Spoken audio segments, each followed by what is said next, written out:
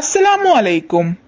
இன்னைக்கு நம்ம வீடியோல ரஜப மாசத்துல நம்ம கடைபிடிக்க வேண்டிய சுன்னத்தான நோன்புகளை பத்தி பார்க்கலாம். அளவில்லா நன்மைகள் நிறைந்திருக்கும் இந்த மாதத்துல திக்கர் துவாக்களோட சேர்த்து நம்ம நோன்புகளையும் கடைபிடிக்கணும். பாலை விட மென்மையாகவும் தேனை விட இனிப்பானதுமான ஒரு நதி சுவனத்துல இருக்கு. அந்த நதியோட பேரு ரஜப். அதனால ரஜப மாதத்துல 3 நாட்கள் எவரொருவர் நோன்பு வைக்கிறார்களோ அவர்களுக்கு அல்லாஹு தஆலா அந்த நதியிலிருந்து தண்ணீரை பருக கூறுவார்கள் என்று நபி ஸல்லல்லாஹு அலைஹி வஸல்லம் கூறினார்கள்.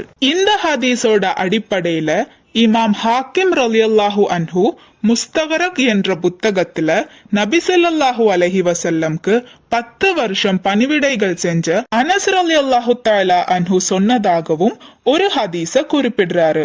ரஜப மாதத்தில் ஏதாவது ஒரு வியாழன், வெள்ளி, சனிக்கிழமைகளில் ஒருவர் 3 நோன்புகளை வைக்கிறாரோ அவர்களுக்கு 900 வருஷம் இபாதத்துகள் செஞ்ச கூலிய அல்லாஹு தஆலா கொடுப்பான் என்று நபி ஸல்லல்லாஹு அலைஹி வஸல்லம் கூறியதாக அனஸ் ரலியல்லாஹு ரிப்போர்ட் செய்கிறார்கள்.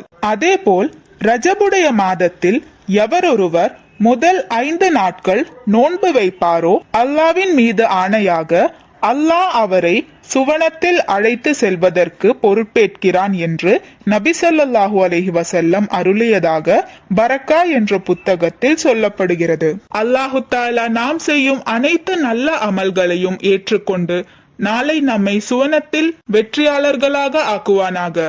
ஆமீன்.